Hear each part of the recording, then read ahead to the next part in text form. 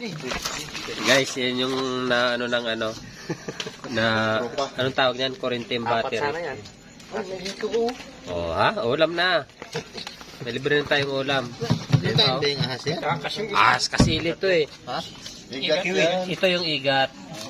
Igat, dalag, hito, tilapyang. Ay, gurami pala yan. Gurampiat. Gurampiat. Ayan. Parang ulo na titik mo yung ahas na yun, oh. Malaki pa akin dyan. Pangit naman yung, wag niyong pakinggan yung sinabi niya. Ay. Meron pa yung binigay mo first? Hindi, Oh, libre na ang gataan, guys.